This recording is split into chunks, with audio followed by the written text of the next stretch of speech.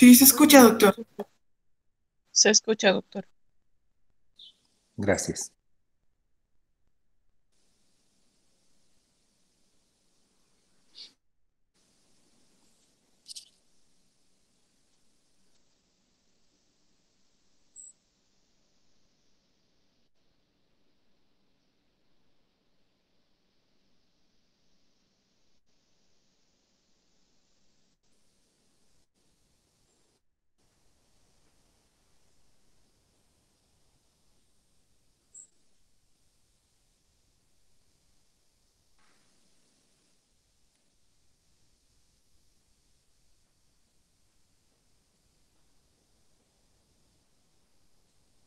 Pueden ver, ¿verdad?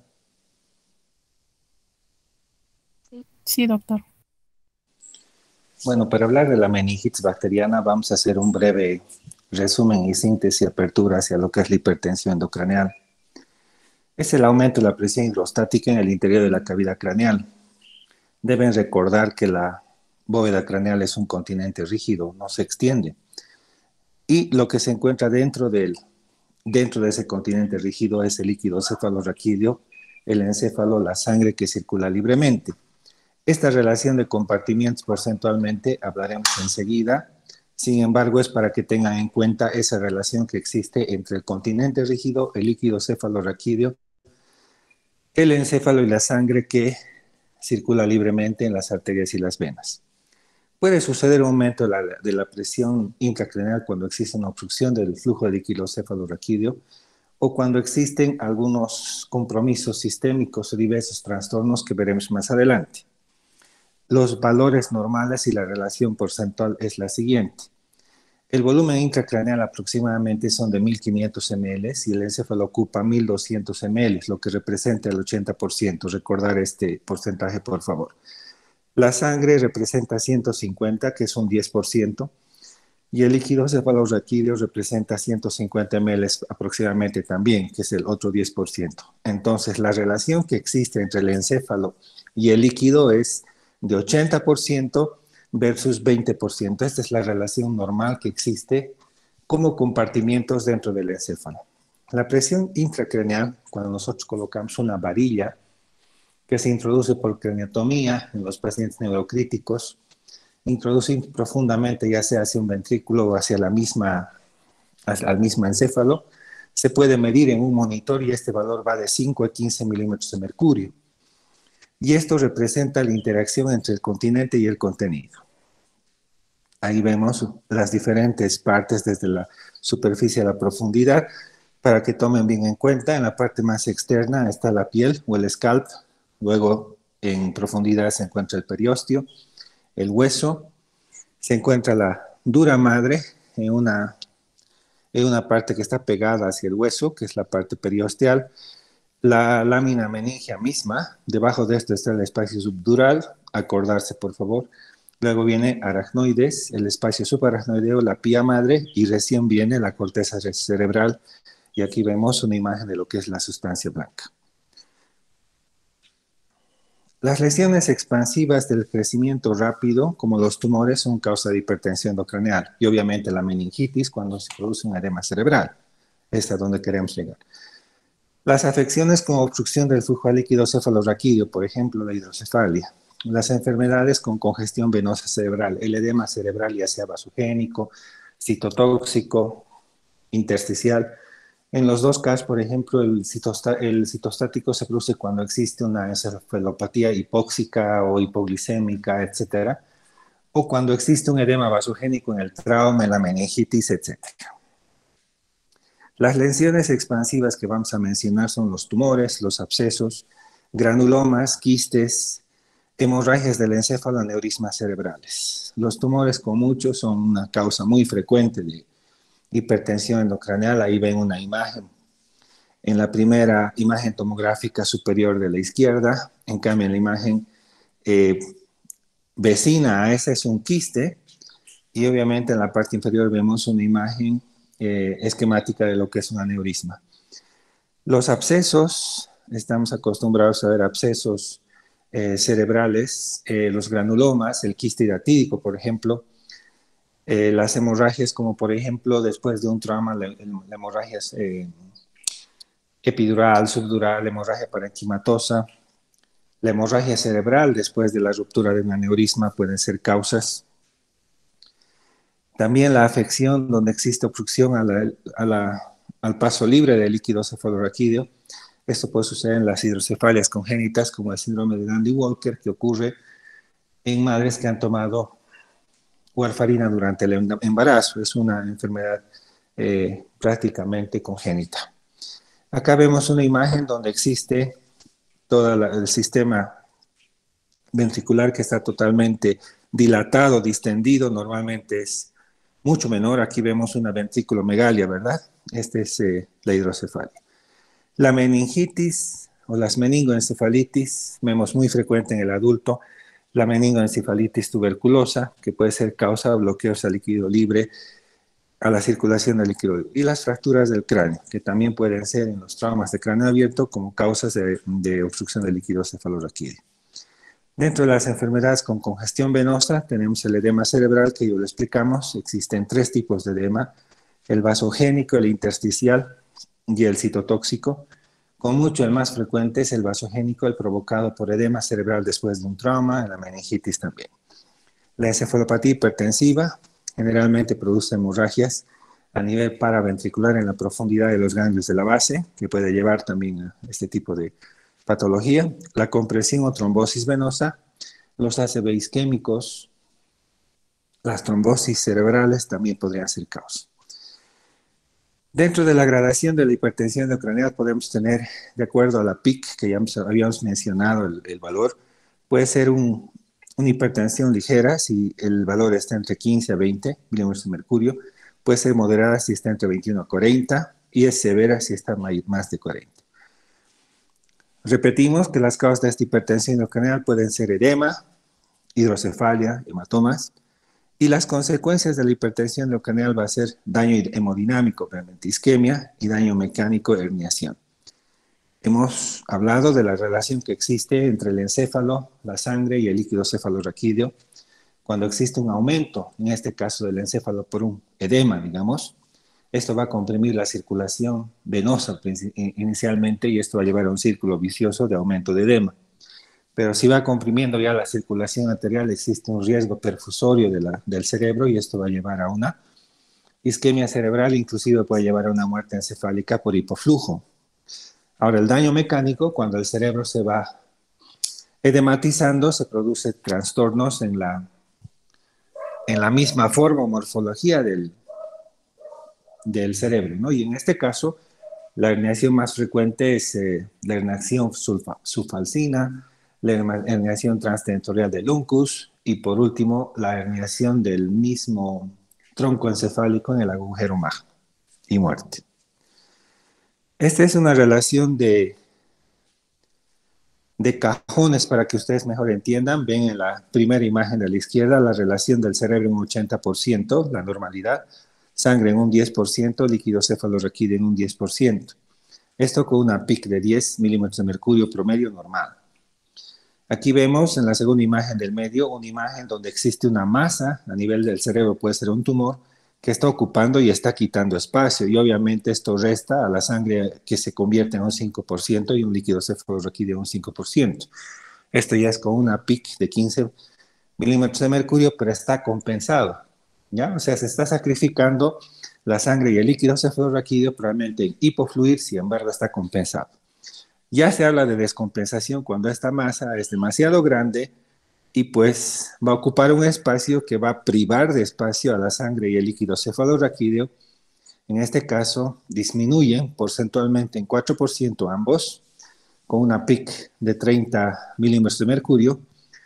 En este caso ya existen consecuencias, existe hipoflujo, existe trastornos ya sintomáticos, signologicos, y existe una consecuencia y un riesgo vital también, ¿no?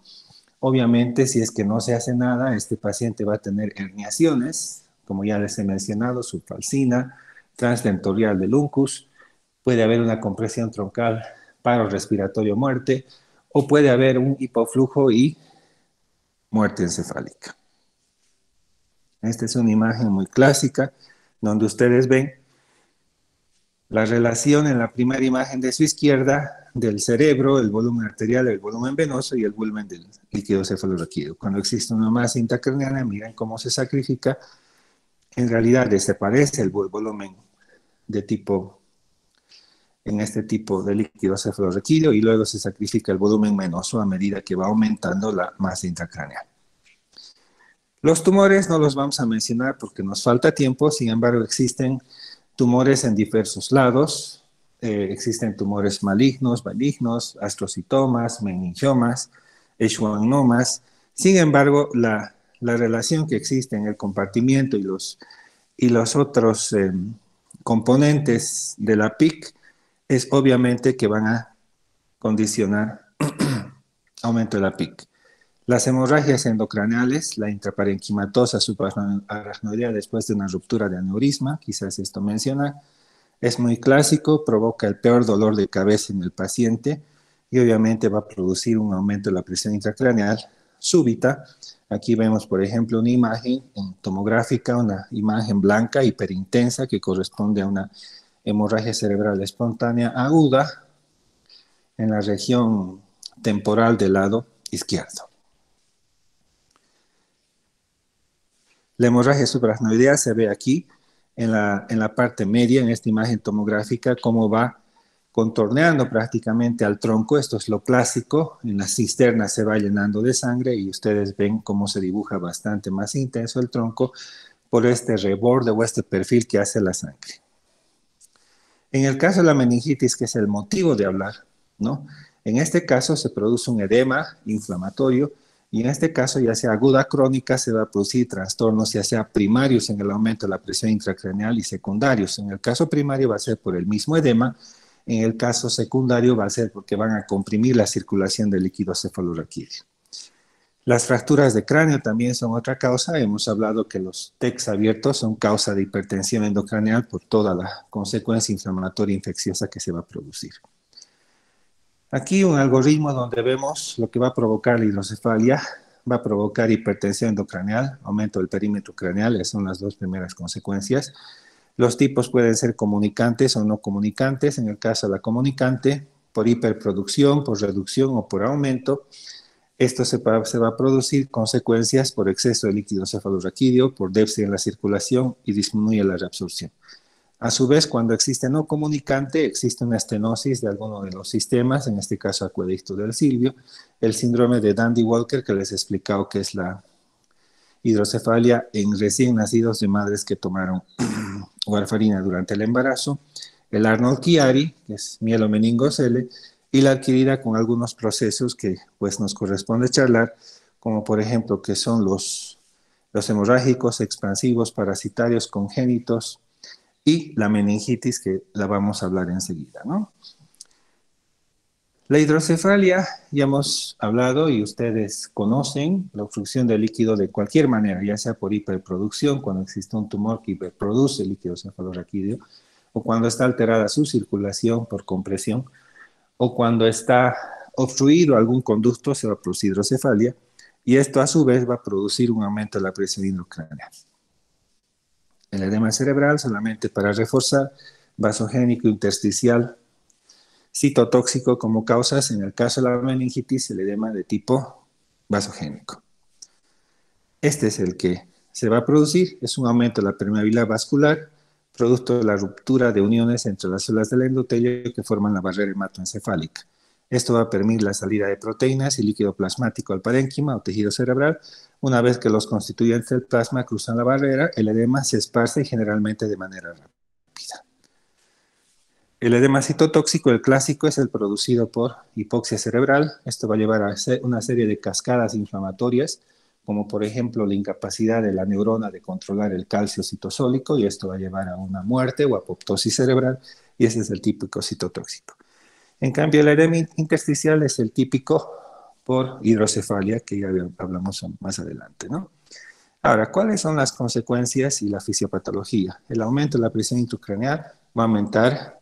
Obviamente, esto va a traer consecuencias venosas, arteriales y herniaciones. El edema cerebral, ya sea citotóxico, vasogénico, hidrocefálico, El citotóxico producido por una hipoxia sostenida o por un paro cardiorrespiratorio, el clásico, el vasogénico secundario, neoplasias, abscesos y hemorragias, meningitis, y el hidrocefálico, bloqueo de la circulación libre de líquido cefalorraquídeo. Cuando existe una hipertensión intracraneal moderada o avanzada, más un compromiso del flujo de sanguíneo cerebral, se va a producir la tríada de Cushing, esto es bueno que recuerden. Semiológicamente se produce en el paciente bradicardia, hipertensión arterial y alteraciones del ritmo respiratorio. Aparece la respiración de Cheyne-Stokes, de Biot, y esto es clásico en estos pacientes que tienen hipertensión intracraneal. Existe un fenómeno de vasorregulación y obviamente existe un acomodo de estas unidades que les he hablado para compensar esta situación. Sin embargo, existe un límite. Cuando se pasa ese límite van a haber manifestaciones clínicas como cefalea, vómito, edema de papila, que esto es también manifestaciones de la meningitis que vamos a hablar a continuación. La bradicardia, la somnolencia, obviamente si existe un compromiso neural se va a producir diversos niveles de alteraciones de la conciencia, como por ejemplo estupor, coma, hipersomnia o somnolencia, etc. Arreflexia general, se van perdiendo los reflejos del tronco y existen ciclopneas o trastornos respiratorios.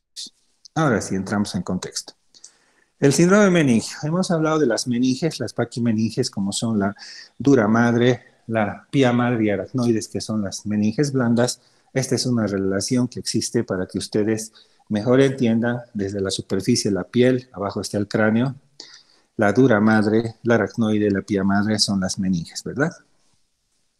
El síndrome meningio se va a producir cuando existe una irritación, sea cual sea la causa, van a producir síntomas y signos que son de fácil reconocimiento y son clásicos y expresan claramente que existe un proceso fisiopatológico relacionado con alteraciones anatómicas funcionales y estas son las causas de las manifestaciones clínicas. A esto se llama síndrome meningio.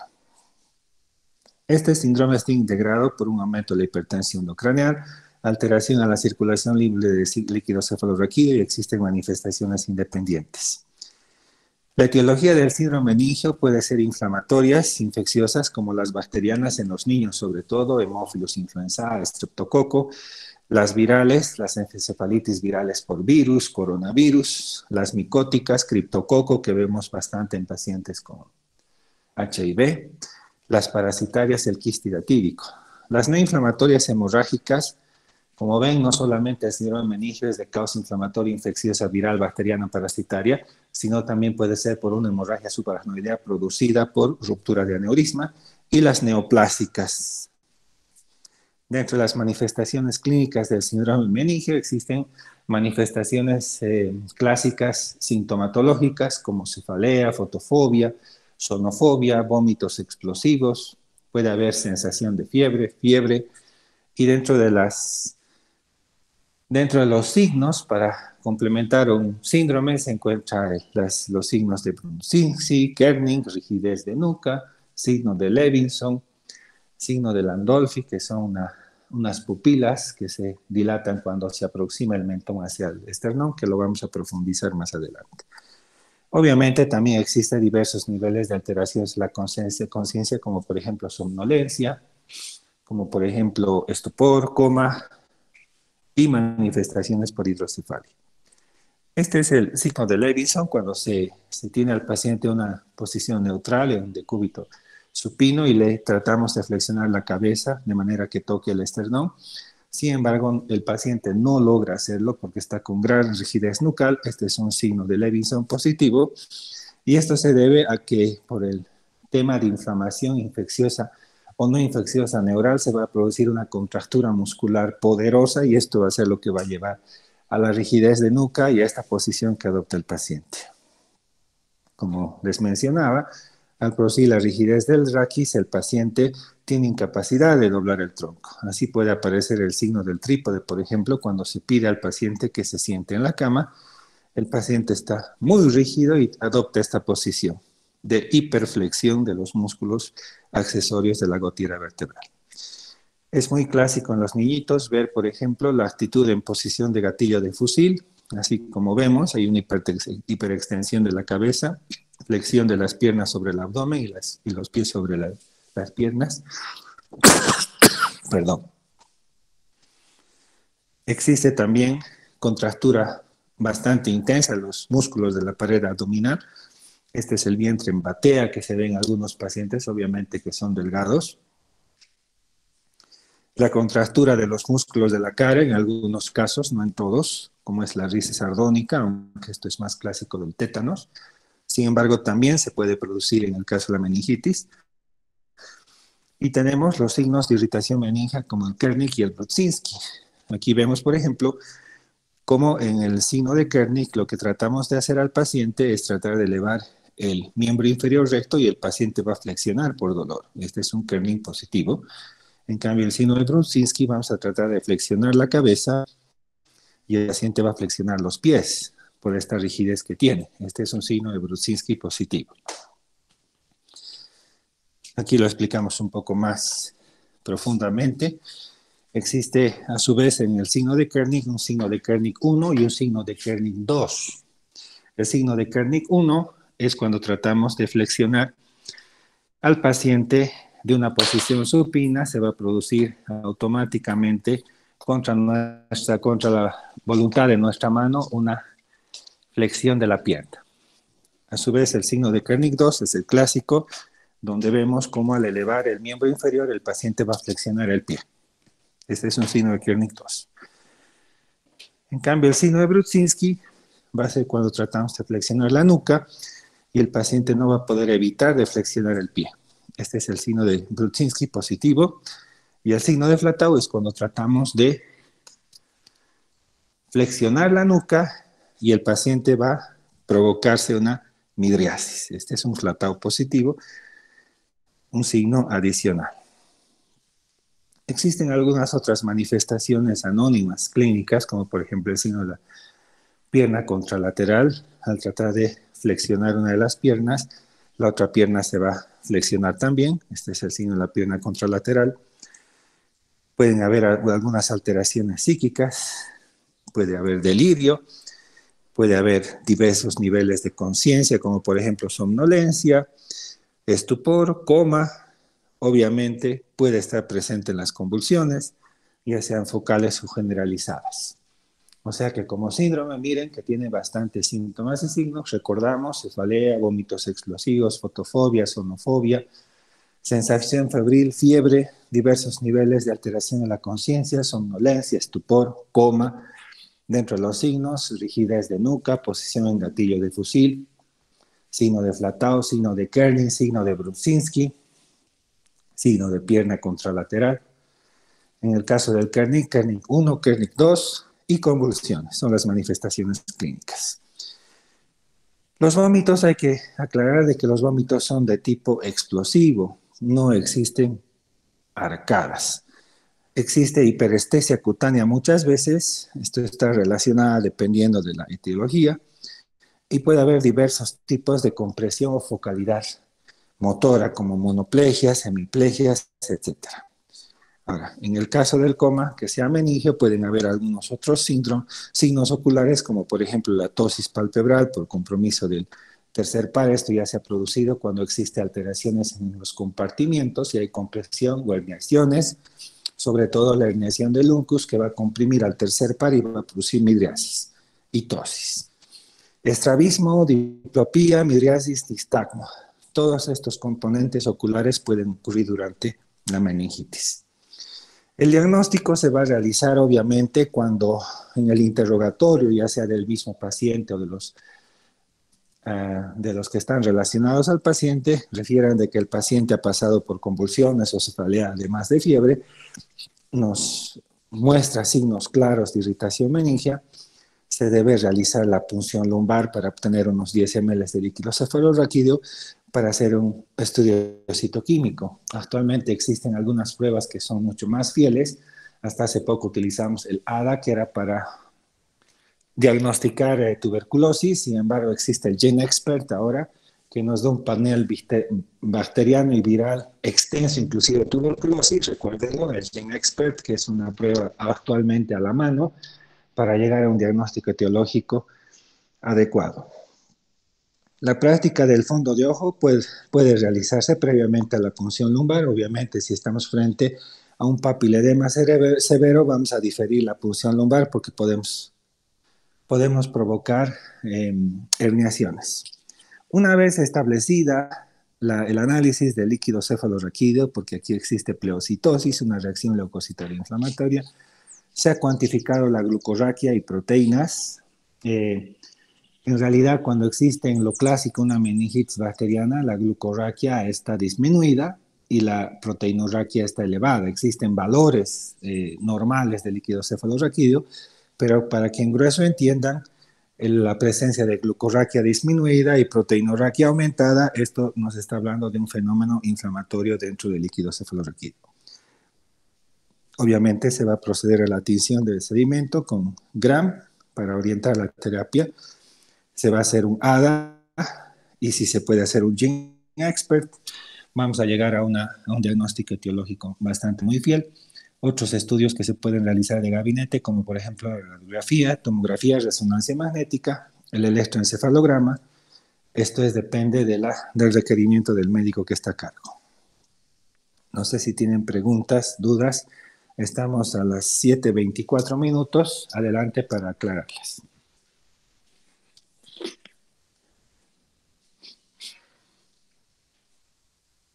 Esta clase tiene una duración hasta qué hora, por favor. 8, doctor. Ya. Entonces, si no existen preguntas hasta este nivel, vamos a reforzar con un tema más que es meningitis bacteriana. Les vamos a dar oportunidad a algunas personas más para que ingresen a la clase, aunque están ingresando tarde. Y nuevamente ha habido un problema de comunicación. Yo me he enterado de esta clase faltando 2 minutos. La he preparado, he creado un link. Yo creo que es un tema probablemente de comunicación entre nosotros, pero estamos salvando la clase. Si no existe preguntas, vamos a pasar a este tema que va a reforzar.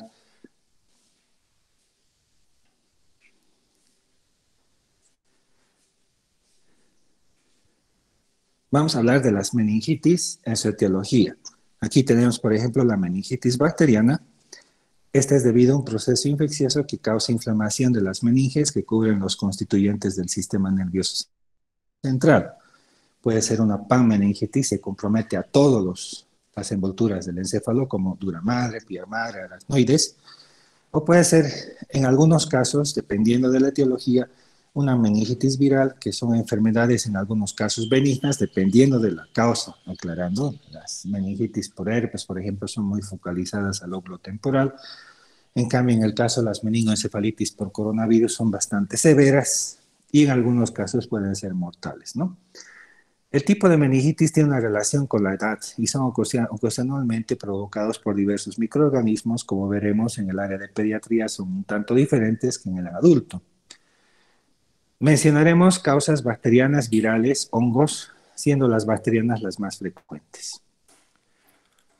Reforzamos y retroalimentamos desde el exterior el cuero cabelludo, por debajo está el cráneo, por debajo está las meninges y pues la inflamación de las mismas va a llevar adelante un cuadro de meningitis que va a condicionar manifestaciones clínicas de fiebre, vómitos, cefalea, fotofobia, sonofobia, somnolencia, en algunos casos, dependiendo de la causa, si el paciente está séptico, dolores musculares, rigidez nucal, que es lo clásico. Estos virus o bacterias afectan o ingresan, infectan a las membranas directamente y producen su inflamación.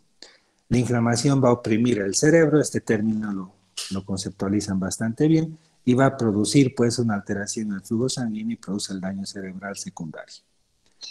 La inflamación del parénquima cerebral se diferencia de la meningoencefalitis por presentar alteración en las funciones mentales, dependiendo del lóbulo que están comprometiendo. Si es a nivel frontal, pues será eminentemente motor.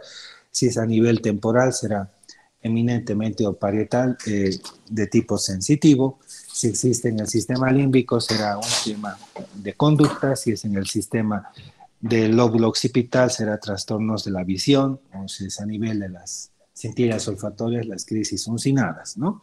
Todo depende del área donde está comprometido, pero si existe desde el punto de vista motor una alteración en la relación de los compartimientos, como hablábamos cuando estábamos mencionando la hipertensión endocraneal, estas herniaciones pueden comprimir algunos pares craneales y lo clásico es la compresión del tercer par, el signo de Kernohan, que va a producir una midriasis, y este es porque se ha producido un pellizco del uncus al tercer par. Los signos meningios que hemos mencionado y alteraciones en la conciencia.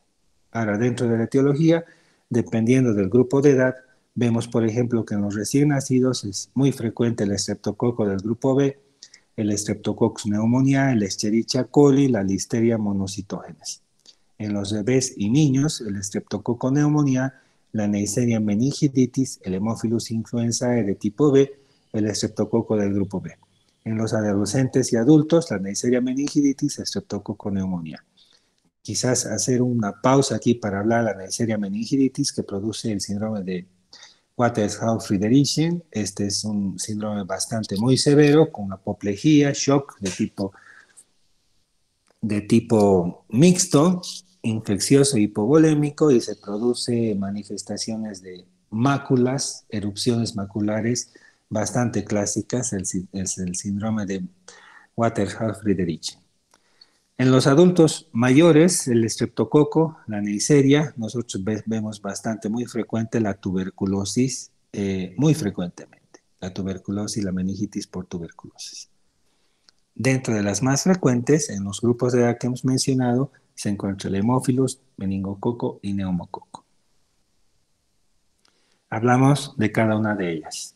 Por ejemplo, en el caso del Streptococcus pneumoniae o el neumococo, es una bacteria que causa muy frecuente meningitis bacteriana en lactantes, niños pequeños y adultos en Norteamérica con mayor frecuencia después o secundaria una neumonía o infección del oído o infección de los senos paranasales. Tienen que recordar que la estructura leucocitaria en los niños es diferente del adulto, va madurando y a nivel de los 10 años aproximadamente existe un viraje y se parece mucho o en realidad se equipara a la fórmula leucocitaria del adulto. Esto en parte es causante, digamos, de una cierta fragilidad para que tenga este tipo de infecciones neurales y por estas bacterias, porque su sistema de vigilancia está aprendiendo y existe un periodo de memoria, ¿no? La Neisseria meningitis, que no es muy frecuente, sin embargo ocurren brotes, es un cuadro bastante severo, se puede producir una pandemia de la misma si es que no se controla.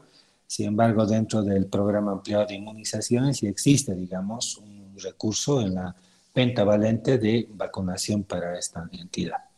Generalmente la Neisseria va a producir infección de las vías respiratorias superiores, de los senos paranasales, y esto va a llegar a que se produzca este problema. El Haemophilus influenzae de tipo B en un momento fue la principal causa de meningitis bacteriana sobre el estreptococo. Sin embargo, también las vacunas han reducido considerablemente la cantidad de casos por este motivo. La Listeria monocytogenes, esta bacteria se puede encontrar en los quesos, en los lácteos, en las carnes enlatadas, las mujeres embarazadas, los recién nacidos y adultos mayores con sistemas inmunitarios que están debilitados o disminuidos constituyen una población bastante vulnerable porque la listeria puede atravesar la barrera hematoencefálica. Además, la barrera placentaria es una infección que puede ocurrir en la etapa avanzada del embarazo y puede ser causa de mortinatos. Aquí vemos dentro de los grupos de pacientes, ya sean el primer grupo inmunocompetentes, los con inmunidad celular alterada, los que tienen defectos en la inmunidad humoral y los que tienen trauma de cráneo, ¿no? O sea, en realidad causas traumáticas. En el primer grupo de los inmunocomprometidos menores a 3 meses, existe más frecuente el Streptococcus agalactiae, la Listeria monocytogenes y la Escherichia coli como causa, y pues el espectro de antibióticos que se utilizan, la ampicilina, la cefalosporina de tercera generación, sobre todo la ceftriaxona que atraviesa la barrera hematoencefálica en dosis meningia, esto quiere decir 2 gramos cada 12 horas, es lo que tenemos a mano de primera línea usualmente que utilizamos, ¿no? Aunque yo no soy pediatra, en los adultos es lo que nosotros cuando tenemos duda diagnóstica comenzamos ya este tratamiento empírico, ¿no? En los niños entre 3 meses a menores a 18 años, las causas más frecuentes, Neisseria meningitis, estreptococo neumonía, Haemophilus influenzae, las cefalofalinas de tercera generación con la vancomicina serían el tratamiento de elección.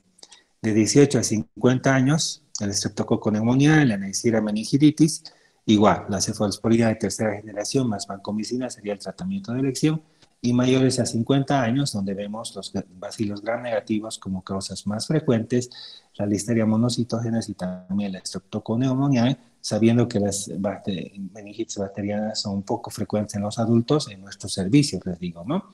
Y el tratamiento, pues, son las cefalosporinas de tercera generación de tratamiento empírico hasta llegar a la causa, como les había mencionado. Cuando tenemos pacientes que tienen inmunidad alterada, que pueden ser los bacilos gram negativos, listeria monocitógenes, estamos hablando de los pacientes con HIV, el tratamiento y el espectro tiene que ser más amplio. En este caso, una cefalosporina de tercera generación o también un carbapenémico, el meropenem, es de elección. Cuando existen defectos en la inmunidad humoral, estamos hablando de células B, son las causas más frecuentes, las que ven ustedes en su pantalla, las cefalosporinas de tercera generación, vancomicina y carbapenémicos, el meropenem.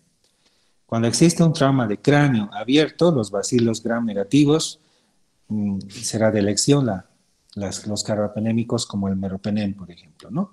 Generalmente la vancomicina utilizamos cuando tenemos gérmenes gram positivos, los carbapenémicos utilizamos cuando tenemos pacientes gram negativos y las cefalosporinas, dependiendo de la generación, podemos utilizar en ambos.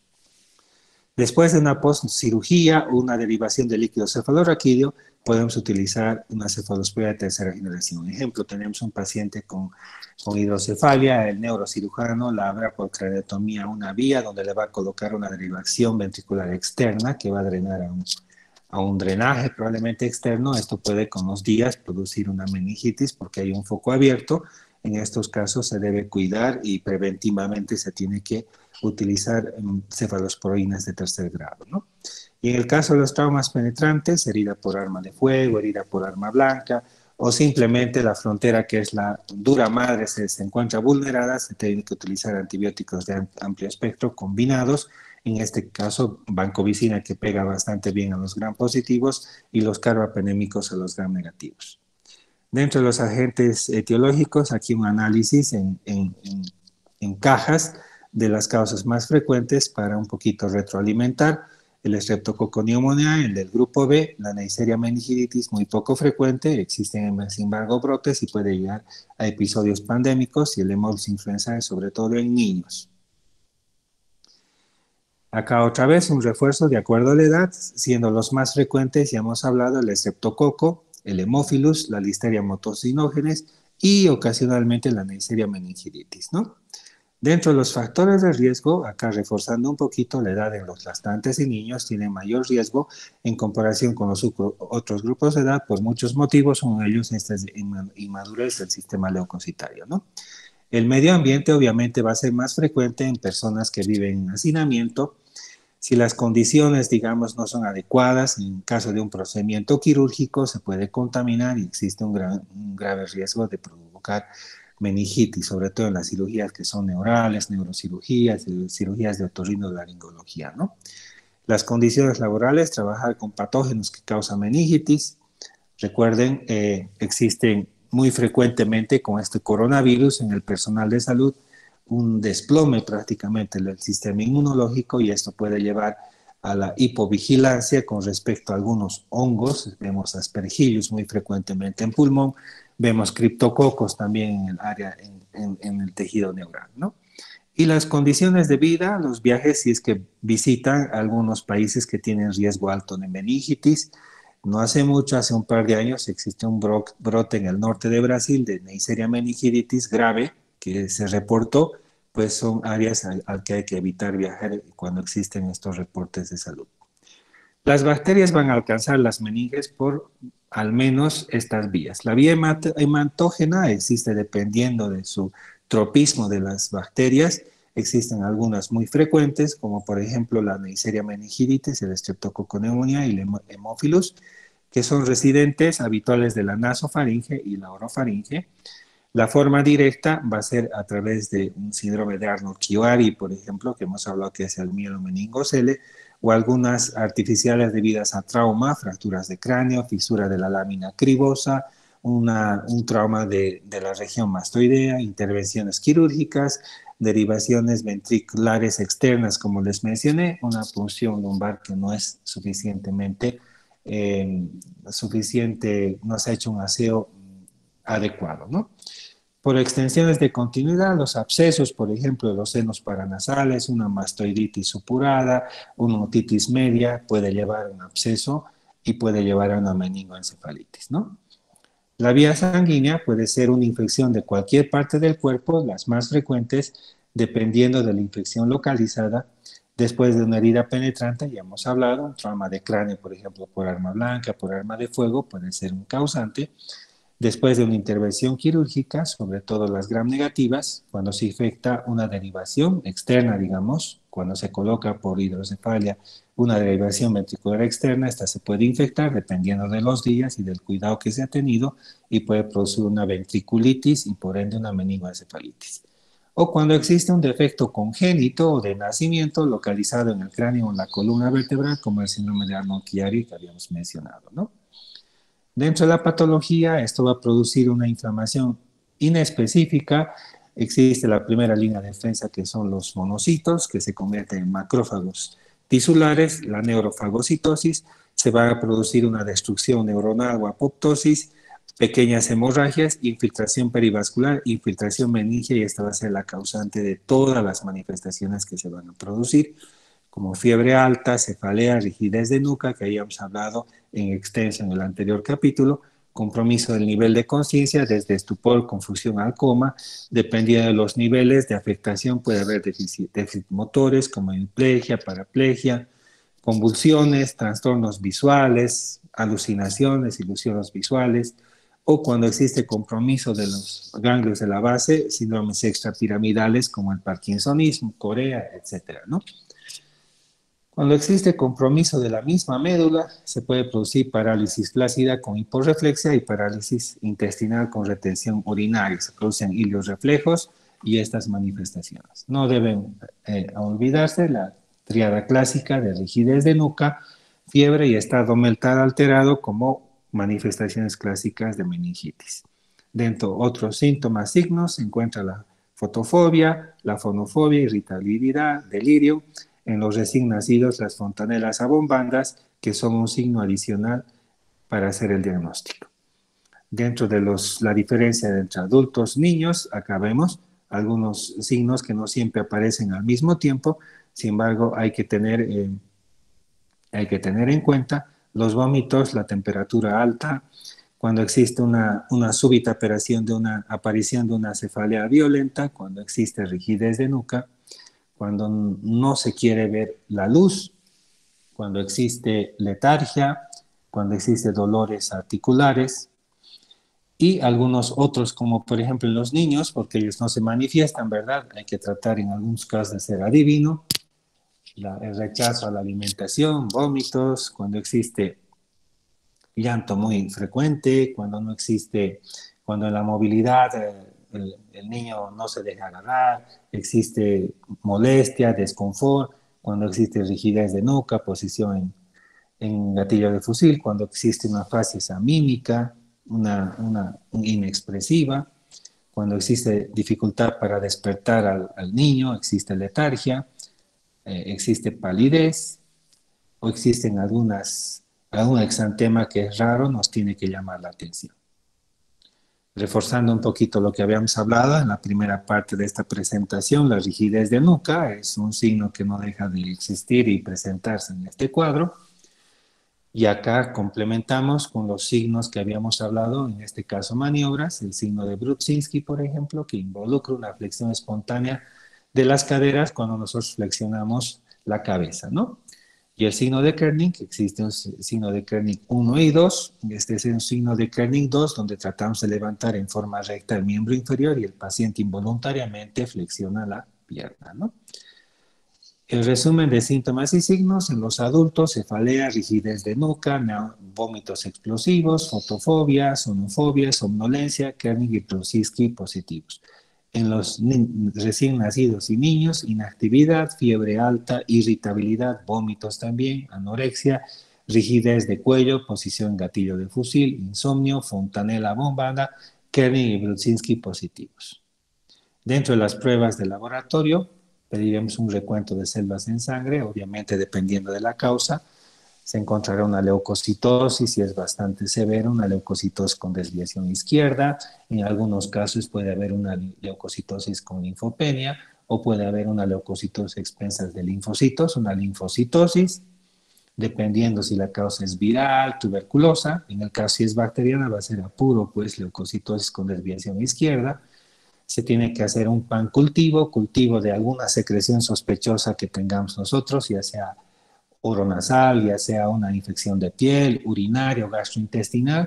Entonces, en estos casos se hará un cultivo de las secreciones orotraqueales, una secreción hemocultivo, se hará una secreción, un cultivo de orina, un coprocultivo, tratando de identificar en este pan cultivo cuál ha sido la causa. Algunos marcadores de inflamación, como la proteína C reactiva, por ejemplo, que es un vector de inflamación.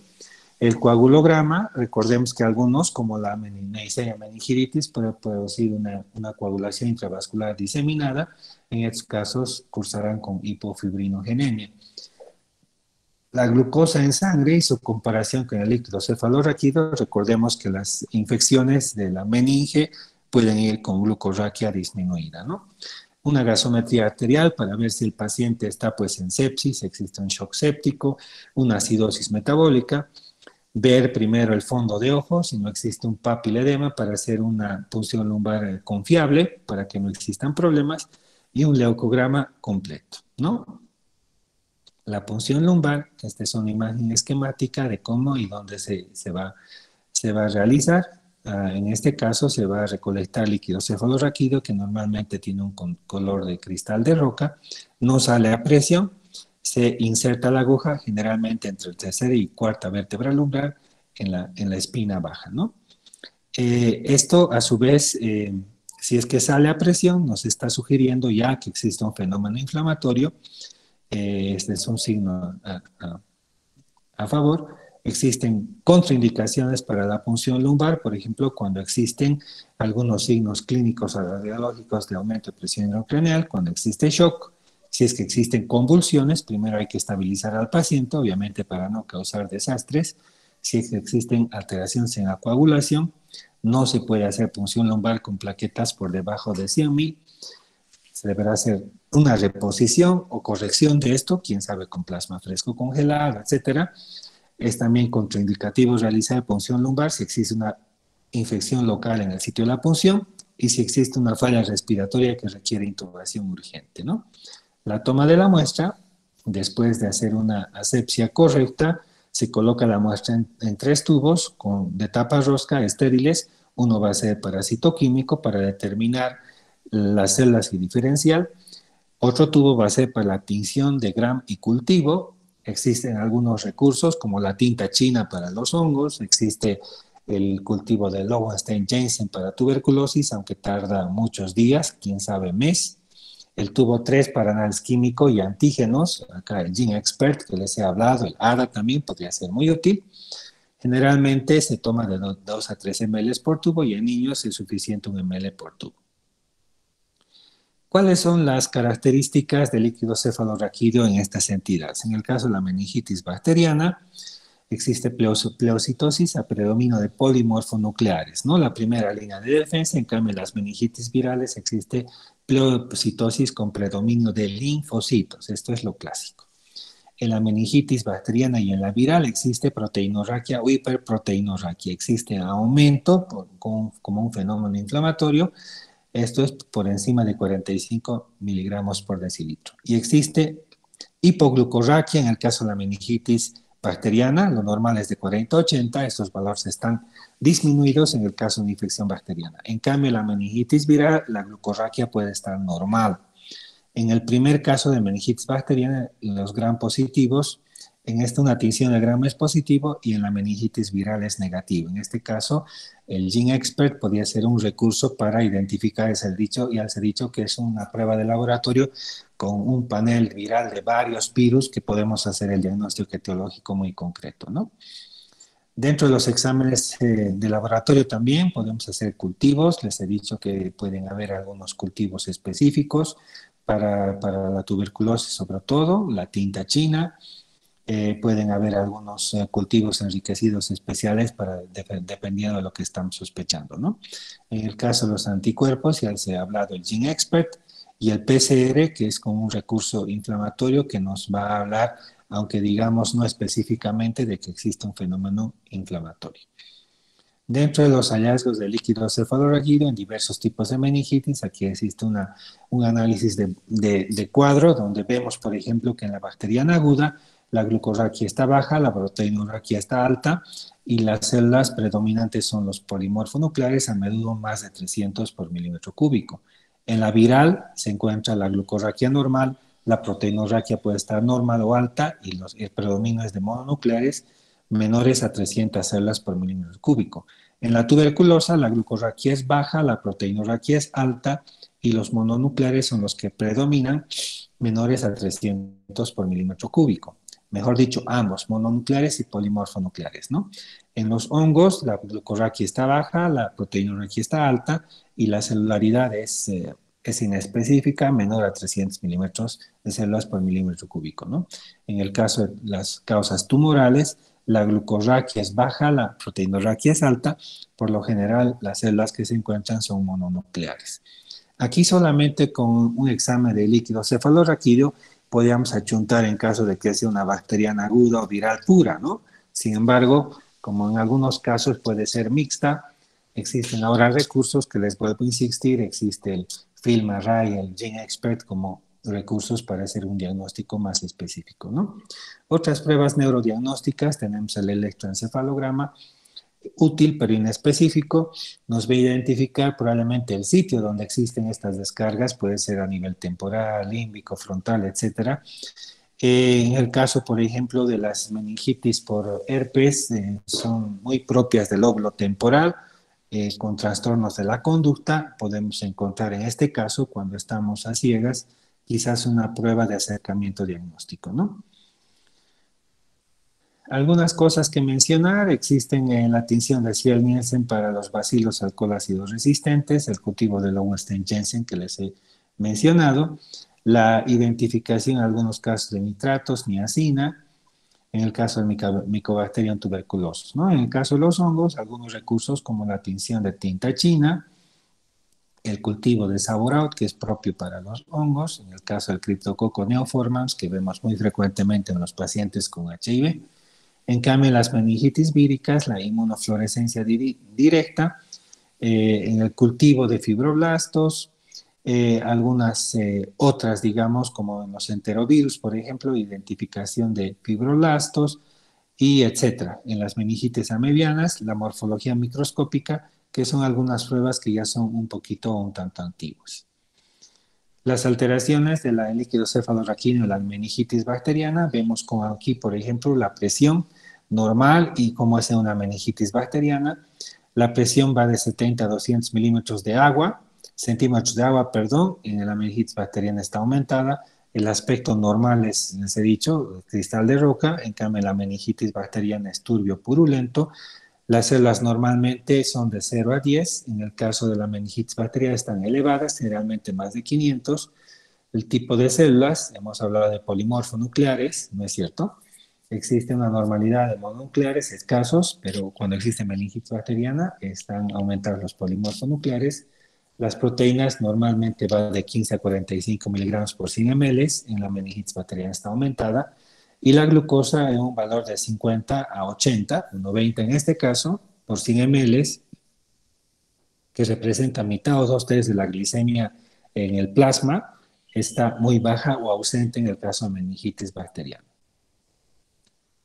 El diagnóstico diferencial con respecto a la cantidad de celularidad, vimos aquí un cuadro con respecto a los leucocitos, polimorfonucleares, linfocitos, hematíes, glucosa, proteínas, tinción de Gram y tinción de Bar, que para mencionar acá que en las meningitis bacterianas la proteinorraquia está aumentada y la glucorraquia está disminuida y los leucocitos a predominio son los polimorfonucleares.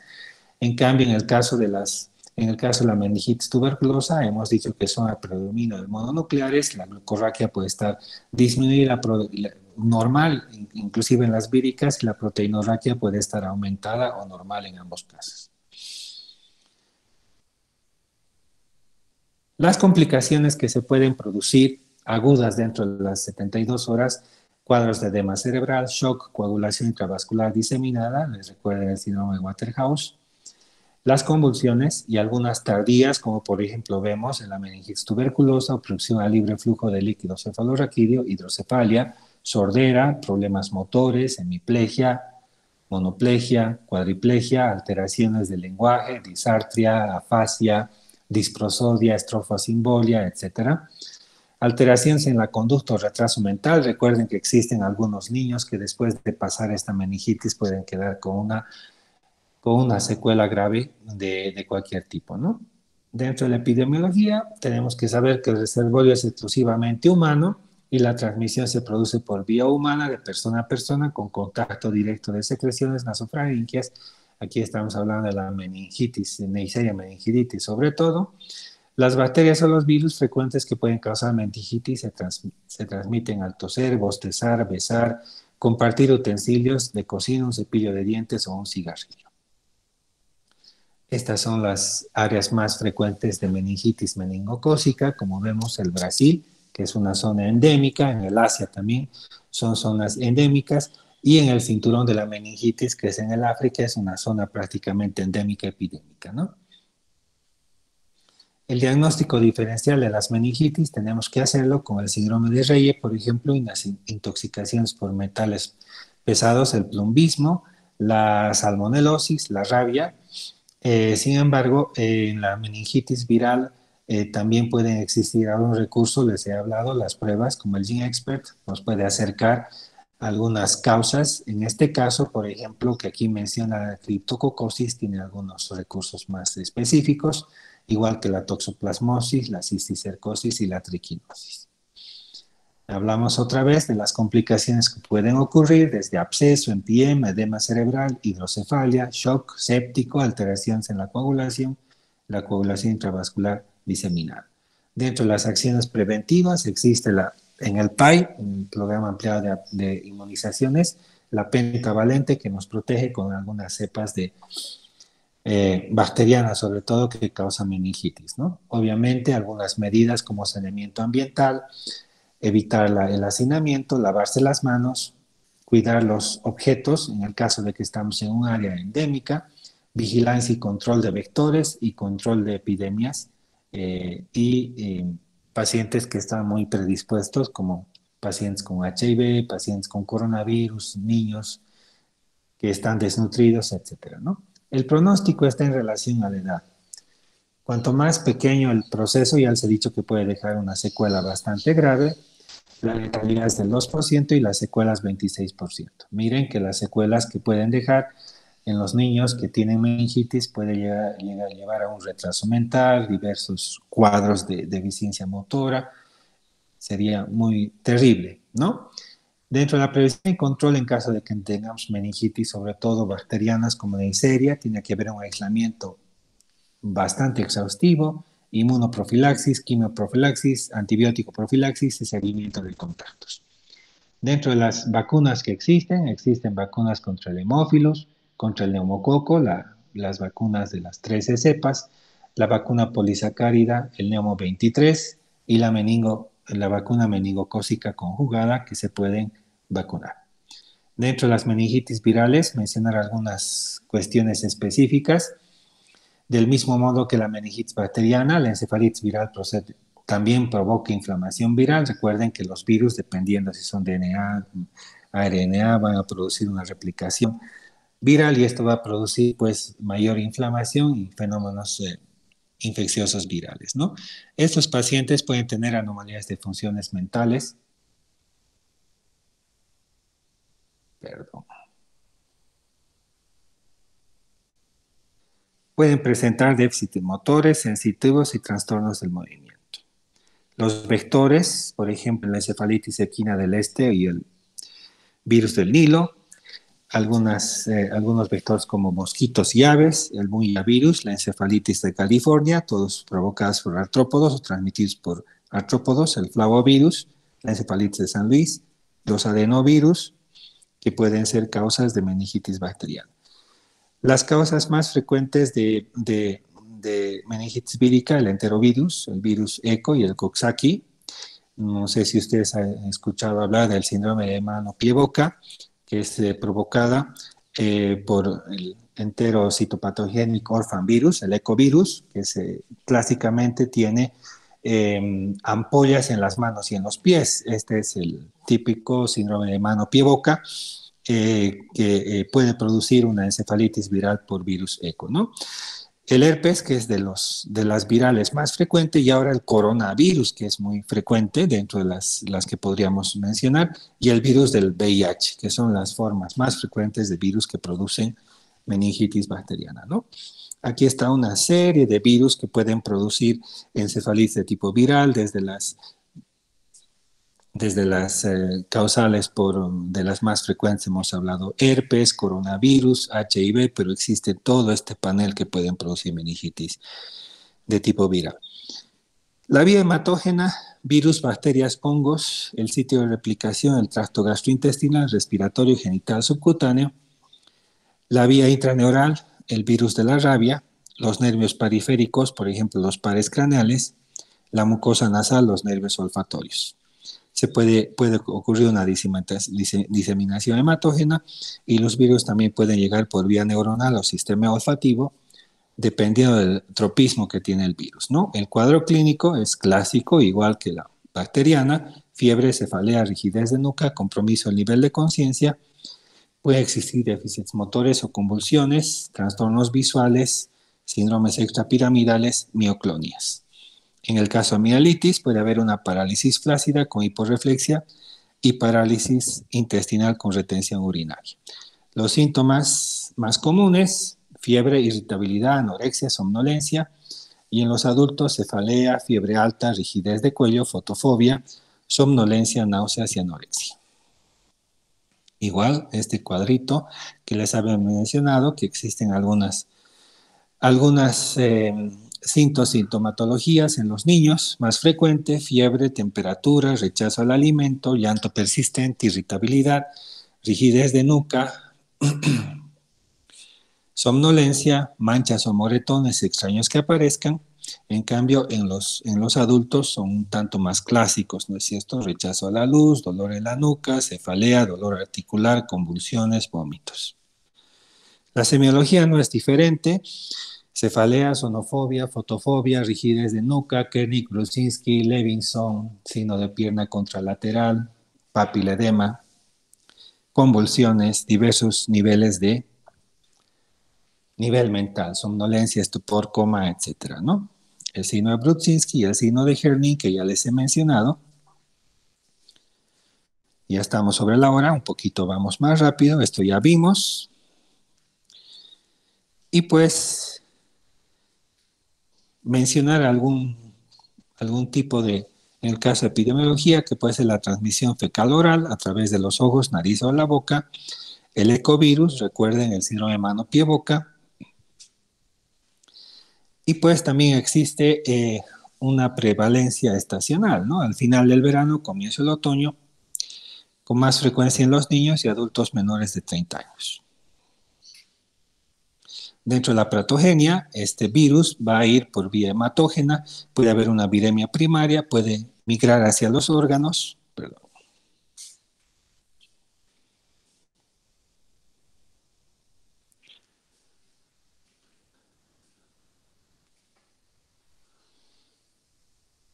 Los exámenes que se tienen que realizar, electroencefalograma y las pruebas de meningitis, ¿no? Recordando que en la meningitis vírica existe el panel de GeneXpert FilmArray actualmente, ¿no? Y las características que solamente son las similares para retroalimentar las que ya hemos mencionado, ¿no? No sé si tienen preguntas, dudas, adelante, los escucho.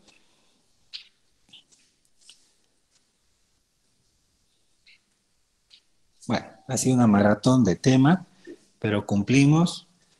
Pues mientras yo esté acá, tengo una llamada de un paciente de emergencia, pero yo estoy atento a cualquier inquietud, aporte o duda que puedan tener para aclarar o retroalimentar. Muchas gracias, doctor. Gracias a ustedes por tolerar.